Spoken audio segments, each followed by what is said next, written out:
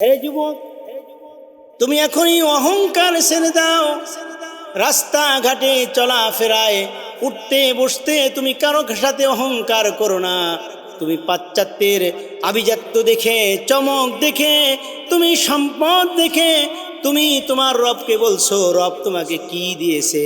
আরে তুমি চোখে দেখো না, তুমি তোমার নিজের দিকে তাকাইয়ে দেখো। অফি আনফুসিকুম আফালা তুবসিরুন। তুমি তোমার নিজের দিকে তাকাও, রব তোমাকে কি দিয়েছে।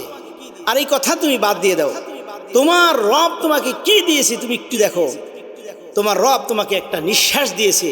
আজকে যদি তুমি এই নিঃশ্বাস তোমার থেকে বের হয়ে যায়, তুমি মৃত লাশ হয়ে যাবে।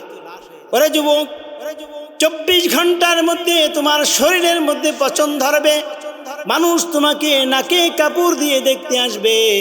এরে যুবক, তুমি বলছো রব তোমাকে কি দিয়েছে, আর কিছুই না। তুমি দেখো, তুমি শুধু একটা জিনিসের কথা খেয়াল করো, লক্ষ্য করো। রব যদি তোমাকে এই নিঃশ্বাস যদি না দিত, তুমি এই নশ্বর পৃথিবীতে চাকচমক কিছুই দেখতে পারতে না। নশ্বর পৃথিবীতে তুমি কখনোই জীবিত থাকতে পারতে না। এরে যুবক, তুমি এখনো ফিরে আসো। গর্ব অহংকার সব কিছু মাটিতে পুঁতে ফেলে, তোমার শরীর থেকে সব কিছু ঝুরে ফেলে দিয়ে তুমি এসো, নম্র হয়ে যাও, ভদ্র হয়ে যাও। মনে রাখবে, ছায়াদার ফল গাছ কখনো অহংকারী হয় না।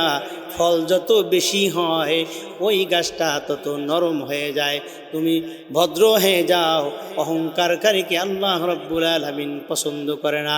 ইন্নাল্লাহা লা ইউহিব্বু কুল্লা মুখতালিন ফাখুর।